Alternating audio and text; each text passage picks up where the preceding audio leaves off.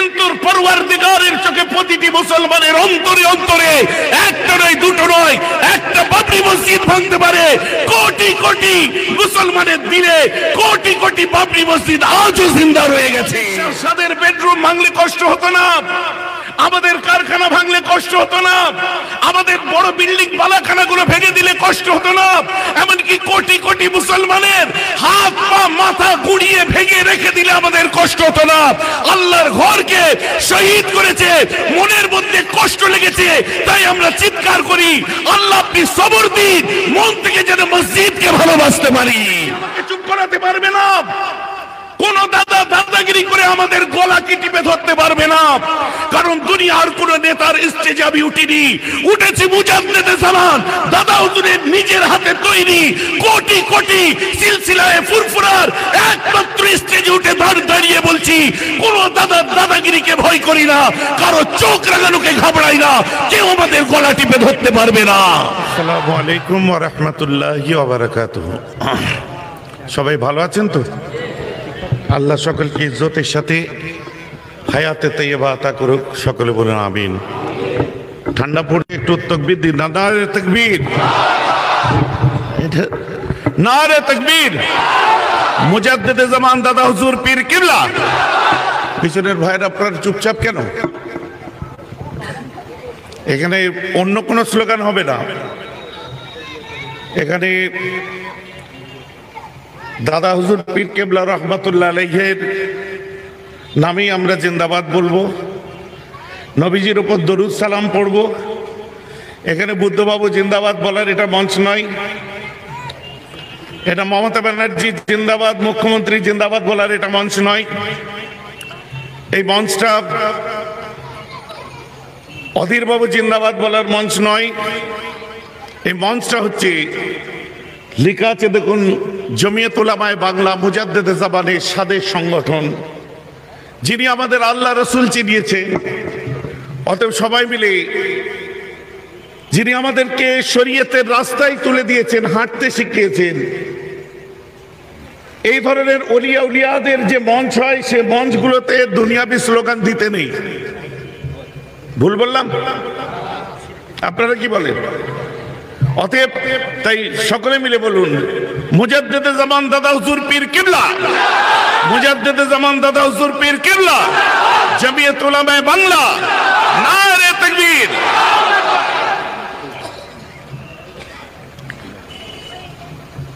নাহমাদুহু ওয়া নুসাল্লি ওয়া নুসাল্লিমু আলা রাসূলিল কারীম, আম্মা বাদু ফায়া আইয়ুহাল মুস্তামিউন রাহিমানা ওয়া রাহিমাকুমুল্লাহ। فقد قال الله تعالى عز وجل في كلامه القديم وفي الفرقان الحميد إن الله ملائكته يصلون على النبي يا أيها الذين آمنوا صلوا عليه وسلموا تسليما اللهم صل على سيدنا وعلى آله وصحبه। মঞ্চ উপবিষ্ট জমিয়ত উলামায়ে বাংলার সর্বভারতীয় সভাপতি আমার বড় ভাইজান হুজুর কেবলা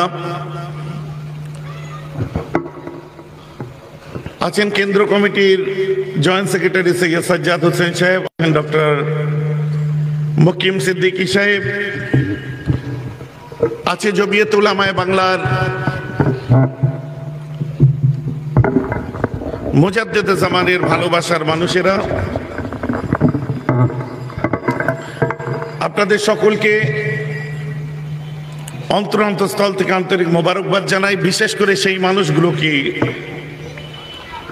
যারা প্রথম থেকে এই জমিয়ত উলামায়ে বাংলাকে আঁকড়ে ধরে আছে বুকে করে, বিভিন্ন সময় বিভিন্ন কাজ তারা করে। আপনারা জানেন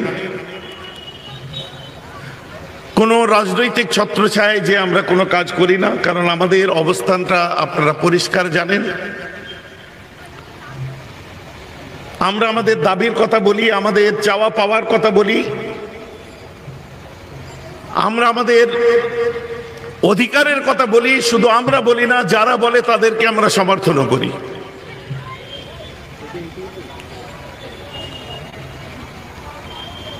অতএব সে নন পলিটিক্যাল একটা প্ল্যাটফর্মে আমরা এসেছি। বিস্তারিত আমি বলবো না, কারণ ঠান্ডা পড়ছে, এটা কোনো ওয়াজ মাহফিল নয়। আজকের দিনটা একটু আগে আপনারা শুনলেন যাদবপুর ইউনিভার্সিটির প্রফেসর মতিন তিনি বললেন, এবং আমরা সবাই জানি আজকের দিনটা একটা ডার্ক ডে। বিশ্বের ইতিহাসে একটা হেরিটেজকে ভাঙা হয়েছে, মুসলমানদের মসজিদ ভাঙা হয়েছে, কিন্তু পৃথিবীর ইতিহাসে এই দিন এটা একটা হেরিটেজ, ওয়ার্ল্ডের ওল্ডেস্ট হেরিটেজ যাকে বলে, তার বিচার যেটা হলো আপনারা দেখলেন। আমরা সংবিধানকে শ্রদ্ধা করি, খুশি হই আর না হই আমরা মেনে নিয়েছি, আমরা অশান্তি চাই না। তবে আমরা এটাও জানি ভালো করে যে পৃথিবীর জমিনেতে কেবল বাবরি মসজিদ নয়, যত মসজিদ আছে, আপনার গ্রামের মসজিদ, এপাড়ার মসজিদ, ওপাড়ার মসজিদ, পরগস্তিয়ার মসজিদ, নলদার মসজিদ, বনহরিশপুরের মসজিদ, জালালসির মসজিদ, কলকাতার মসজিদ, দিল্লির বড় মসজিদ, এমনকি আপনার বাবরি মসজিদ পর্যন্ত যদি সমস্ত দুনিয়ার মসজিদগুলোকে যদি জালেমরা এসে ভেঙে দেয়, গুঁড়িয়ে দেয়, দুনিয়ার চোখে মসজিদগুলো ভেঙে গেছে, কিন্তু পরওয়ারদিগারের চোখে প্রতিটি মুসলমানের অন্তরে অন্তরে একটা নয়, দুটো নয়, একটা বাবরি মসজিদ ভাঙতে পারে কোটি কোটি মুসলমানের দিলে। কোটি কোটি বাবরি মসজিদ আজও জিন্দা রয়ে গেছে।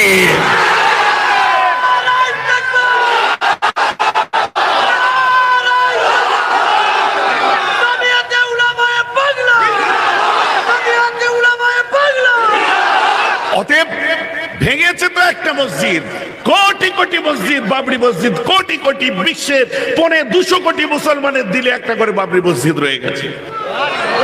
একটু আগে সৈয়দ সাজ্জাদ হোসেন বলছিলেন যে ইতিহাস একদিন প্রশ্ন করবে, উত্তর দিতেই হবে। ওল্ড হেরিটেজকে নষ্ট করা হয়েছে, মুসলমানদের মসজিদ হতে পারে, কিন্তু ভারতের একটা হেরিটেজ কিনা সেটা। বিচার যেটা হয়েছে হয়েছে। বলবেন ভাইজান আজ কেন চিৎকার করছেন? ব্যথিত মনকে একটু হালকা করছি। মুসলমানদের বাড়িগুলো ভেঙে দিলে এত কষ্ট হতো না, আমাদের ড্রয়িং রুম ভাঙলে কষ্ট হতো না, আমাদের সাদের বেডরুম ভাঙলে কষ্ট হতো না, আমাদের কারখানা ভাঙলে কষ্ট হতো না, আমাদের বড় বিল্ডিং বালাখানাগুলো ভেঙে দিলে কষ্ট হতো না, এমনকি কোটি কোটি মুসলমানের হাত পা মাথা গুড়িয়ে ভেঙে রেখে দিলে আমাদের কষ্ট হতো না।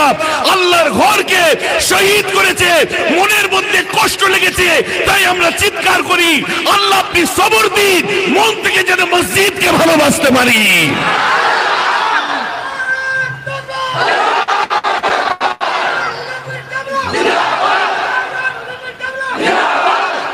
অতএব আক্ষেপ দুঃখ একটু ব্যক্ত করছি, সংবিধানকে শ্রদ্ধা করি, আমরা মেনে নিয়েছি, তা বলে কি দুঃখ প্রকাশ করার কি স্বাধীনতা নেই নাকি আমাদের? এই স্বাধীনতায় তো আর হস্তক্ষেপ করা যায় না। আজ দুঃখ লাগে, আমি কারো মঞ্চে দিয়ে চিৎকার করছিলাম, কারো স্টেজে দিয়ে চিৎকার করছিলাম, কেউ লাল চোখ দেখি আমাকে চুপ করাতে পারবে না, কোন দাদাগিরি করে আমাদের গলাকে টিপে ধরতে পারবে না, কারণ দুনিয়ার কোন নেতার স্টেজে আমি উঠিনি, উঠেছি মুজাদ্দেদে জামান দাদা হুজুরের নিজের হাতে তৈরি কোটি কোটি সিলসিলায়ে ফুরফুরার একমাত্র স্টেজে উঠে দাঁড়িয়ে বলছি, কোন দাদাগিরিকে ভয় করি না, কারো চোখ রাগানোকে ঘাবড়াই না, কেউ আমাদের গলা টিপে ধরতে পারবে না।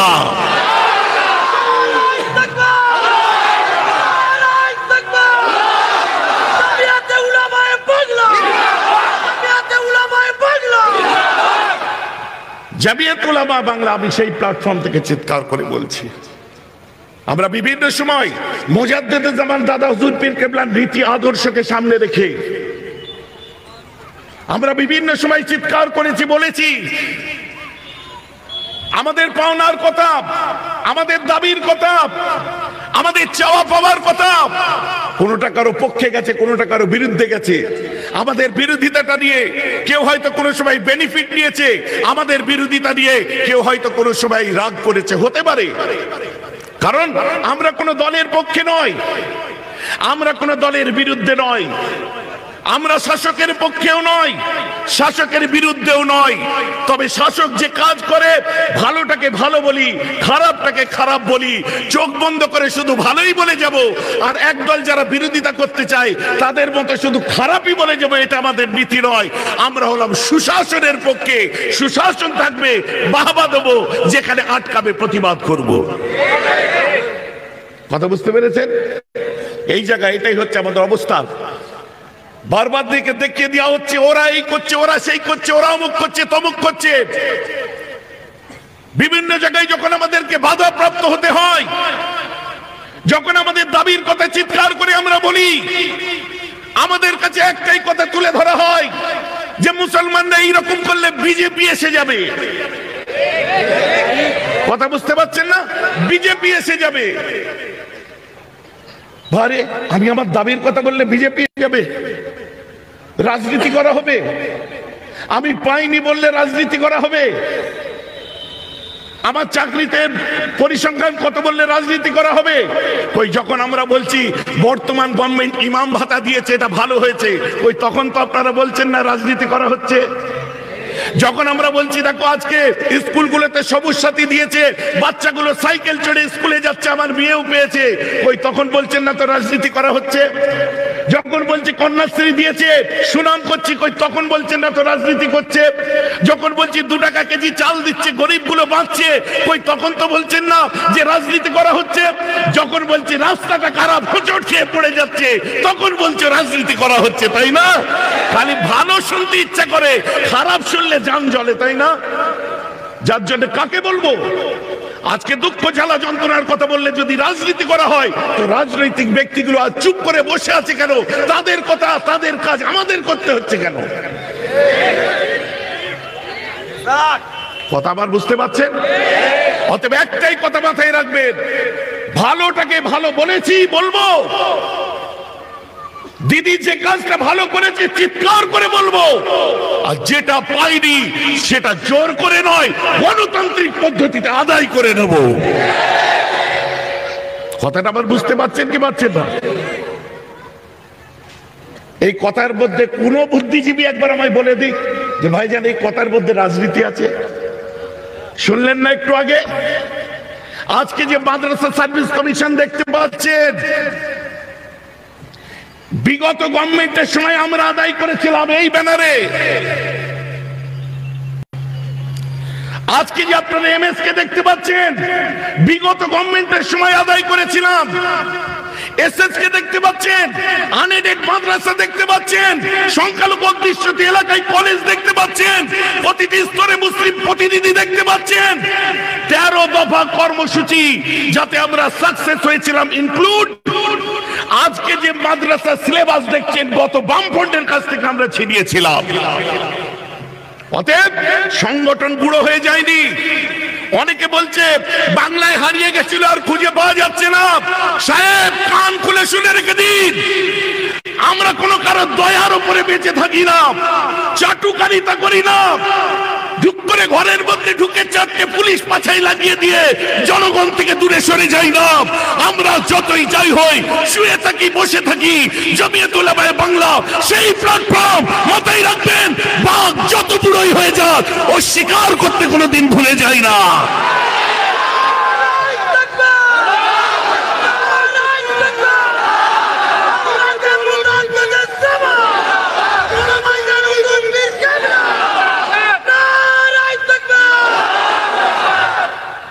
সেই সংগঠনের মধ্যে দিয়ে আমরা কাজ করি। মুজাদ্দিদ জামানের গাদ্দারির খাতায় নাম লিখিনি আমরা। আমাদের সাদা আঁচলে গাদ্দারির দাগ লাগাবেন না।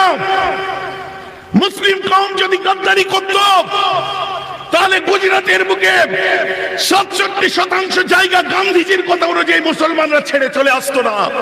মুসলমান কওম যদি গদ্দারি করত, নেতাজি সুভাষ চন্দ্র বসু হাবিবুর রহমানকে খুঁজত না। মুসলমান যদি গদ্দারি করত, তাহলে আশফাকুল্লাহ খানের নামটা স্বাধীনতা সংগ্রামের ক্ষেত্রে বলিষ্ঠ কণ্ঠে কেউ বলতো না। মুসলমানরা যদি গদ্দার হতো, মীর আব্দুল হামিদ কামানের সামনে ঝাঁপিয়ে পড়তো না। মুসলমানরা যদি গদ্দার হতো, দিল্লির ইন্ডিয়া গেটে ৯৭,০০০ শহীদের নাম লেখা আছে, তার মধ্যে ৬৫,০০০ মুসলমানের নাম থাকতো না। কথা বুঝতে পারছেন না? এরা গদ্দার নয়। এদের ওয়াফাদারির উপর কোনোদিন সন্দেহ কোন নেতা করবেন না, কোন লিডার করবেন না।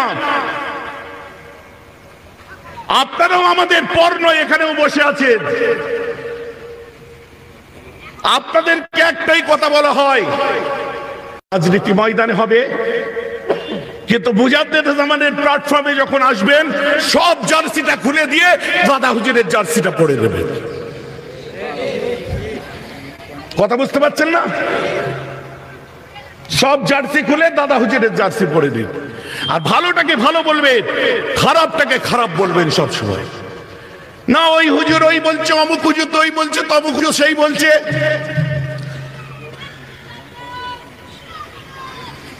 এই হুজুর বলছে আপনার ভাঁড় ভাঙবে, ওই হুজুর আমার ভাঁড় ভাঙাই,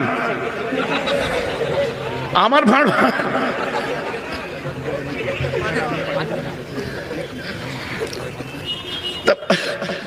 রাগ করছেন নাকি? খবরদার, যুবকদের বলে দি, বেয়াদবের খাতায় নাম লেখাবে না। যে যা বলছে বলো।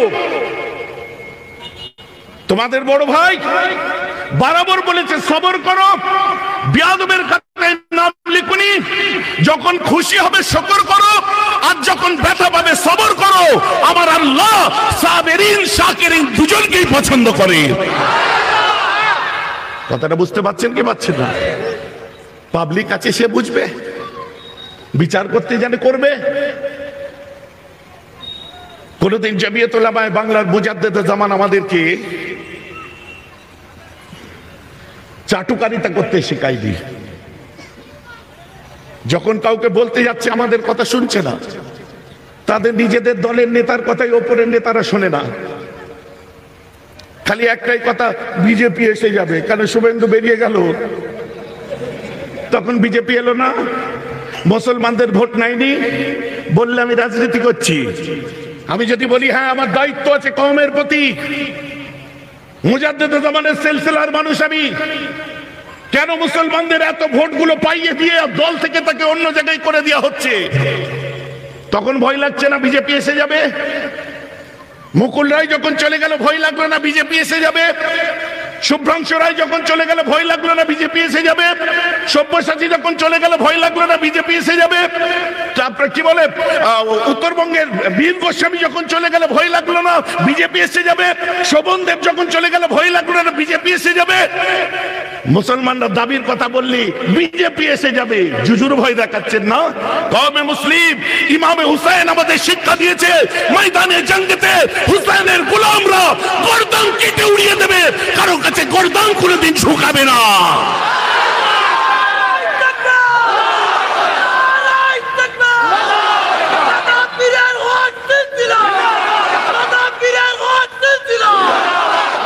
তাই আমি সেই সব লিডার নেতাদেরকে বলি, আমাদের সঙ্গে সম্পর্ক রেখে চলুন, আমাদেরকে ভালোবেসে চলুন, আমাদের দাবির কথা শুনুন, আপনাদের জন্য ভালো হবে। আমাদের কিছু পাওয়ারও নেই আর হারাবারও নেই।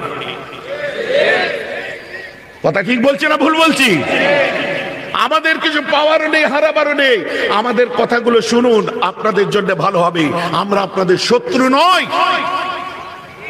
বাচ্চা খেতে পাইনি, মাকে বলবে মা আমি খাবো, সে বাচ্চা মায়ের শত্রু হতে পারে না। ছেলে না কাঁদলে মা দুধ দেয় না, কথা জানেন না? তো ছেলে কাঁদছে দুধ দিন না, ছেলে কাঁদছে বোম দিচ্ছেন কেন? কথাটা বুঝতে পারছেন? অতএব না, আমরা আমাদের দাবির কথা বলি, আমরা পিছিয়ে পড়া মানুষের কথা বলি, দুঃখ জ্বালা যন্ত্রণার কথা বলি। তাই জন্য তো মুজাদ্দেদ জামান চিৎকার করেছিলেন, এক ঐতিহাসিক সমাবেশ আমরা করেছিলাম, আর এক ঐতিহাসিক সমাবেশ মুজাদ্দেদে জামান দাদা হুজুর পীর কেবলা করেছিলেন। দাদা হুজুর কেবলা বক্তব্য দিতে উঠে বলেছিলেন, ডান হাতে রাখি আমার কোরআন, বাঁ হাতে আমার হাদিস, বুকে আবু বকরের ঈমান, মাথায় রাখি ভারতের সংবিধান। আমার কওমের উপরে, জাতির উপরে পিছিয়ে পড়া মানুষদের যদি কোনো অত্যাচারিত হয় তারা, আমি আবু বকর তোমাদের বলে দিই, আমি কোনো বড় লাট ছোট লাটকে আমি ছেড়ে কথা বলিনি, বলছি না, বলবো না। এই পীর আবু বকরের বক্তব্য সেদিন শুনেছিল ডক্টর মোহাম্মদ শহীদুল্লাহ, প্রফেসর আব্দুল খালেক, ইনারা মুজাদ্দেদে জামানকে দেখে ঝরঝর করে কেঁদেছিলেন আর বলেছিলেন, আমরা স্টেজে আমার পীর আবু বকরকে নয়, রাসূলুল্লাহ সাহাবা ওমর ফারুককে দেখতে পাচ্ছিলাম।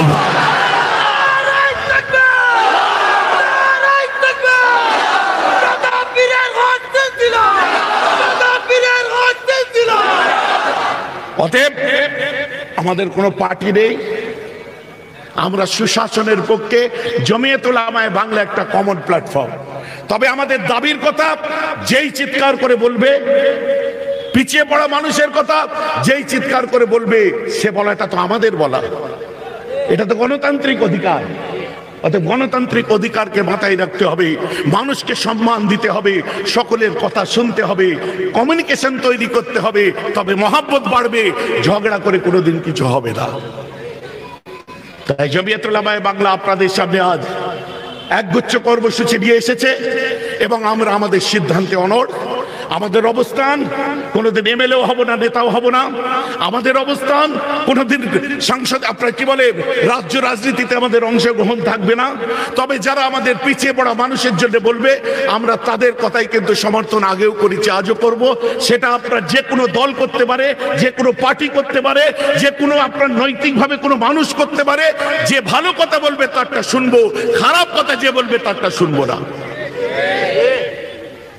কথাটা আমার বুঝতে পারছেন? আর কোন মুভমেন্টে যাওয়ার আগে বিশ্বাস করেন তো আমাকে, বিশ্বাস করেন তো ভাইজানকে, কোনো কিছু পদক্ষেপ সিদ্ধান্ত দেওয়ার আগে একবার শুধু একটা ফোন ঘুরিয়ে একটু জেনে নেবেন। মনে থাকবে, আমরা মেহরাব হুজুরের না, আমরা ইমরান হুজুরের না, আমরা কোন পীরজাদার না, আমরা কোন পীর সাহেবের না। আমরা যে সিলসিলাটা করি ওটা মুজাদ্দেদে জামানের। তাই বলি সবার জন্য সব থাক, আমাদের জন্য সবার জন্য সব থাক, আমাদের জন্য সবার জন্য সব থাক, আমাদের জন্য। যিনি আমাদের আল্লাহ রাসূলের রাস্তা দেখিয়েছেন। এই বলে আমার বক্তব্য আমি শেষ করলাম। ওয়া আখিরু দাওয়ানা আনিল হামদুলিল্লাহি রাব্বিল আলামিন। এখন ভাইজান দোয়া করবেন। জমিয়ত উলামায়ে বাংলা জিন্দাবাদ। সকলে একটু বসুন।